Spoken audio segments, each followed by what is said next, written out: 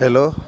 Good morning जय Jagannath coastal farm रे आपको स्वागत। अपन देखिए तो आम जो काली फिचिंग जाइए समुद्र भीतर को आज माछ बिक्री चलती कौन किया कौन माछ बिक्री होती देखो माछ मार्केट में माछ बिक्री चलती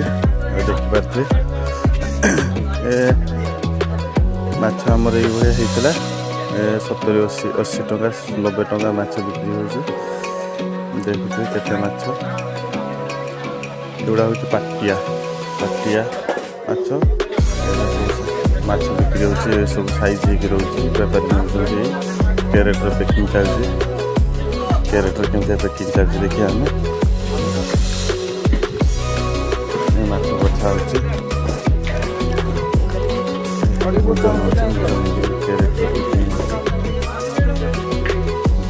कैरेटर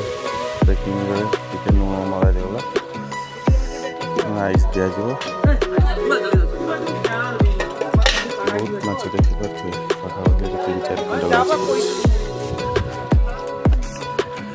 माछ गुड़िक एवं पैकिंग होगी सप्लाई हम बाहर को जीव बेंगल जीव ये आमर दीघा जीव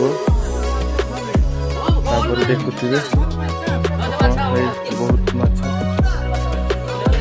ये भिडियो देखिए सब्सक्राइब लाइक करो।